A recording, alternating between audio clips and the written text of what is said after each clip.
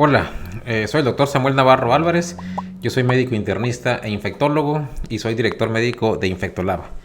Y el motivo de la plática de hoy es el abordaje diagnóstico de las enfermedades de transmisión sexual. Obviamente sabemos todo el mundo que la gente que tiene acceso pudiera tener en alguna ocasión alguna enfermedad de transmisión sexual. Es decir, como requisito para poder tener una infección es tener relaciones sexuales. Sin embargo, ¿quién está en más riesgo de tener una enfermedad de transmisión sexual? ¿O quién se considera en riesgo para adquirir una infección de transmisión sexual? Esa es la pregunta. Y la respuesta, según el CDC, es aquella persona que tiene una pareja sexual en menos de 60 días. ¿Por qué 60 días? Porque probablemente en esos 60 días, si hubo algún contacto, alguna infección de transmisión, ya fuera probablemente demostrable o tuviera síntomas. Aquellas personas que tienen múltiples parejas sexuales, que es decir, promiscuos o promiscuas, personas que usan en forma inconsistentemente el condón en relaciones no monogámicas. Obviamente la gente que hace intercambio de sexo por dinero o por drogas, el que tiene contacto sexual con sexos servidores, independientemente la forma de tener la relación sexual. Y la pregunta es, bueno, ¿y cuáles infecciones se deben de investigar? Y esto es algo muy común que la gente a veces acude a la consulta que quiere una simple exámenes de transmisión sexual porque piensa que está en riesgo de haber adquirido una infección de transmisión sexual aunque sea asintomático. ¿Cuáles son las infecciones que debemos de buscar? Y aquí en esta tabla, en esta diapositiva, lo que ven es las diferentes infecciones de transmisión sexual que conocemos actualmente. Obviamente todo el mundo conoce el VIH, sífilis, pero hay infecciones poco comunes como clamidia, como ureaplasma, micoplasma, los herpes, algunas bacterias como Gardnerella, gonorrea, o bien las hepatitis B, y actualmente hepatitis C también se considera en algunas poblaciones o subpoblaciones como una enfermedad de transmisión sexual. El problema, se los pongo así, en una mujer asintomática que de alto riesgo, ¿qué pruebas o qué infecciones le buscaríamos? Recuerden, y esto lo trato de poner en la mujer porque la mujer es más frecuentemente asintomática comparada con el hombre. Esto no quiere decir que no sea un problema, quiere decir que no presenta síntomas, pero eso pudiera generar en un futuro problemas de esterilidad o de esterilidad y sobre todo también de transmisión a su pareja o sus futuras parejas. Bueno, una mujer asintomática, ¿qué le buscarían? Pues se busca VIH, se busca sífilis, clamidia, gonorrea. Recuerden que la gonorrea en la mujer es el 90% de las veces es asintomática, cosa que no ocurre en el hombre. La clamidia igual 90% de las mujeres asintomáticas. Tricomonas es un parásito que a veces produce nada más una especie de comezón, secreción ocasional, pero es muy común y pasa desapercibida. Y enfermedades que a veces la gente piensa que no tienen nada que ver con el sexo, como son las hepatitis B es una enfermedad de transmisión sexual, y la hepatitis C actualmente se empieza a considerar como una enfermedad de transmisión sexual en algunas poblaciones de riesgo. Bueno, y si la paciente tuviera más síntomas o tuviera síntomas, porque estas son las pruebas para una mujer asintomática, es decir, si una persona viene a la consulta y dice no tengo ninguna molestia, pero me quiero hacer unas pruebas.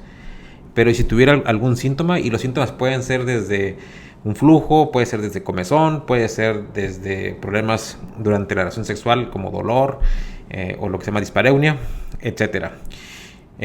Bueno, si tiene síntomas, pues todas las enfermedades se deben de buscar, incluyendo micoplasma, ureaplasma, los herpes 1, herpes 2, Gardnerella, etc. ¿Y cómo lo hacemos? Y esto es importante porque en la consulta de infectología es frecuente que las personas vengan únicamente con una prueba de VIH o una prueba de sífilis y piensan que eso es todo lo que se debe de buscar y no es así. Bueno, el VIH pues es una prueba es una infección que todo el mundo conoce, es un virus que produce infección crónica que no se cura y hay diferentes modalidades de pruebas. Tenemos lo que es la prueba rápida. La prueba rápida se llama rápida porque su resultado está en 15 minutos. Es una prueba de point of care, se puede hacer en el consultorio. Y sin embargo no es tan rápida en el periodo de ventana. El periodo de ventana, es decir, de que te infectaste a que salga positiva la prueba, es alrededor de 3 meses para que pueda salir positiva. Entonces no es tan rápida, es rápida al momento de hacerla. Es decir, se le pincha el dedo al paciente, se toma una gota de sangre, se espera 15 minutos y tenemos un resultado. ¿Okay? Las pruebas de ELISA hay de primera generación hasta la cuarta generación. Casi todos los laboratorios en la ciudad hacen pruebas de tercera generación. Pruebas de primera y segunda generación son muy viejas y ya prácticamente no se usan. Y la prueba de ELISA es su periodo de ventana, es decir, el periodo entre que se infectó y que sale positiva la prueba es alrededor de un mes. Se recomienda repetirla en 3 meses en dado caso, pero al mes si va a estar positiva, generalmente ya está positiva entre 30 y 40 días. La prueba de ELISA de cuarta generación tiene la ventaja de que, aparte de medir anticuerpos, mide una proteína del virus directamente y eso hace que se acorte el periodo de ventana y lo acorta a 3 semanas, 21 días. La prueba de Western Blot no es una prueba de escrutinio, es una prueba para confirmar cuando hay dudas de la prueba de ELISA o por algún motivo. Es una prueba que cada vez usamos menos, pero es una prueba que es muy específica para VIH. Es decir, si está positivo, efectivamente tiene VIH. Y por último, la carga viral. La carga viral es una PCR que cuantifica las partículas virales. Nos sirve para dos cosas, tanto para hacer el tratamiento inicial requerimos ver cuántos virus tiene para valorarlo posteriormente, pero nos confirma que tiene VIH, nos dice, y aparte acorta el periodo de ventana. Con la prueba de carga viral, el periodo de ventana puede variar de entre 10 y 21 días también. Entonces es de las pruebas más rápidas en cuanto al periodo de ventana. El que corta más el tiempo es la prueba de carga viral. Sífilis. La prueba de sífilis, la sífilis tiene varias etapas.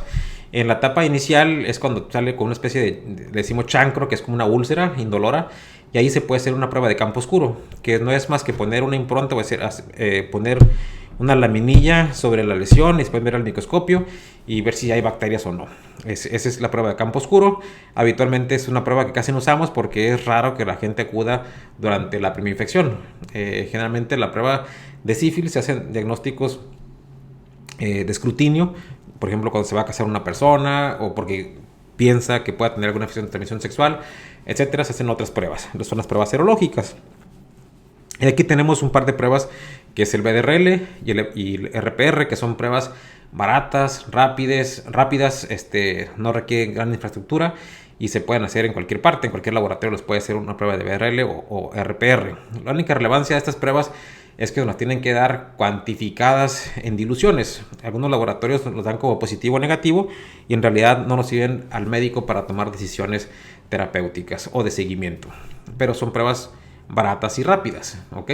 Nos sirven para el seguimiento de los pacientes. Y está una prueba que se llama FTA, anticuerpos FTA, que es una prueba por inmunofluorescencia. Es una prueba que requiere un poco más de infraestructura, es una prueba que requiere un poco más de tiempo y es una prueba confirmatoria de sífilis. Esta es importante porque el VDRL o el RPR, aunque son pruebas baratas y de buena sensibilidad, puede haber falsos positivos. Y en cambio, por eso hacemos siempre las dos pruebas, tanto un VDRL como un FTA. Y también tenemos pruebas rápidas de sífilis, parecidas a las de VIH, que donde además se hace una punción, se toma una gota de sangre, se le pone un cartucho y se lee. Y se considera una prueba treponémica. Es una prueba que se puede hacer también en los consultorios. Y por último tenemos una modalidad que es aún todavía poco, casi no se usa, que son las PCR de sífilis. Sin embargo, cada vez se empieza a meter más en los paneles de multiplex de PCR, es decir, paneles que buscan no solamente una sífilis, sino que buscan otras enfermedades en conjunto, y es donde tiene su valor la PCR. Es una prueba muy sensible y muy específica para sífilis. Hablando de hepatitis, la hepatitis B es una enfermedad de transmisión sexual y es una prueba que se hace 100% en sangre. Se hace una prueba, se toma una muestra de sangre y se busca una prueba que se llama antígeno superficie. Buscamos una proteína del virus en sangre y si sale positiva lo confirmamos y identificamos la enfermedad con lo que se llama carga viral o PCR cuantitativa del virus de la hepatitis B. Y hasta aquí muchas veces se quedan los médicos o el personal en cuanto a diagnóstico de enfermedades de transmisión sexual, porque realmente la tecnología hasta ahí llega en muchas partes. Y las demás infecciones, ¿cómo las buscamos? Bueno, es un poquito complicado porque las otras infecciones pues pueden ser bacterias fastidiosas, como por ejemplo gonorrea. La gonorrea es una bacteria que es de difícil crecimiento. Si no se sabe cultivar, es probable que no crezca en los medios de cultivo. Si se usan antibióticos, es probable que no crezca en los medios de cultivos. Hay infecciones por bacterias atípicas que no se pueden cultivar por definición, como clamidia, ureaplasma, micoplasma, que requieren medios especiales porque son bacterias que no tienen membrana. O bien los virus no se cultivan, se cultivan únicamente en laboratorios de experimentación, porque son partículas virales que se cultivan en células de huevo, células humanas, etcétera, pero realmente no son comerciales este tipo de cultivos, por lo cual no se pueden cultivar. Y por último, los parásitos, que tampoco se pueden cultivar. Entonces se torna un poquito complicado la búsqueda de otras infecciones de transmisión sexual. Sin embargo, actualmente existe una tecnología que se llama PCR y una tecnología que se llama PCR Multiplex, donde se busca el material genético de estos bichos, es decir, el DNA de las bacterias, virus y parásitos se pueden buscar y que son 100% específicos de esos bichos, con una buena sensibilidad. Y aparte se pueden hacer todos en una sola corrida, es decir, se puede tomar una sola muestra y se pueden meter en un solo kit de laboratorio que se llama PCR Multiplex y se pueden buscar todo ese tipo de bacterias. ¿Okay? Este es un ejemplo de una prueba de PCR múltiples de transmisión sexual, la cual incluye clamidia, incluye gonorrea, micoplasma, tricomonas, gardnela, ureaplasma, herpes 1 y herpes 2. Y todo se hace con el mismo hisopado, que puede ser, es una muestra parecida a un Papá Nicolau, pero que se pone en un medio específico, o bien se puede hacer de una muestra de orina. Se ocupa la primer orina del día para hacer este tipo de estudios. Estos estudios, a veces la gente dice, no, a veces son muy caros. Sin embargo, ¿cuánto cuesta un diagnóstico y tratamiento rápido? O sea, ¿cuánto cuesta evitar a tu pareja de que se contagie otra enfermedad? ¿Cuánto cuesta evitarte a ti que tengas infertilidad? ¿Cuánto cuesta a ti que tengas complicaciones en un futuro, como una enfermedad pélvica, como que tengas una orquitis, una prostatitis por una infección de transmisión sexual? Entonces, esto evita, el hacer un diagnóstico y un tratamiento temprano evita complicaciones a largo plazo. Y también evita la transmisión de infecciones a otras personas, pero también adquirir otras infecciones. Por ejemplo, si tú tienes una enfermedad de transmisión sexual, vamos a decir clamidia, eres asintomático, no te das cuenta, estás en mayor riesgo de que si llegas a tener alguna relación sexual con una persona con VIH, se te pegue el VIH. ¿Ok? Entonces sí evita también el riesgo de adquirir otras infecciones de transmisión sexual. Y así existen muchos paneles de transmisión sexual por ejemplo, hay uno que se llama uretritis básico, en el cual incluye únicamente clamidia y gonorrea, otro que es clamidia, gonorrea y micoplasma. Están los de transmisión sexual completos, que ya vimos un ejemplo de ellos, pero también están los exámenes del virus del papiloma humano, que son el virus del papiloma humano es la principal infección de transmisión sexual en el mundo. Es la más común de todas las enfermedades de transmisión sexual, tanto que se hace un Papá Nicolau cada año. ¿Por qué? Porque sabemos que es algo bien común. Y que puede generar cáncer.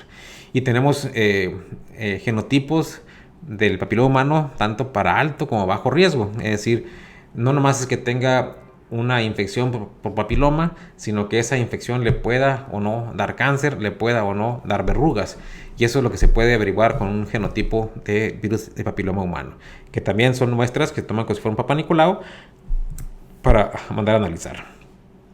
Y estos genotipos, decíamos, hay tanto de alto riesgo como de bajo riesgo, porque hay enfermedades que producen cáncer y otras que nada más producen verrugas y se pueden identificar a través de una prueba de PCR.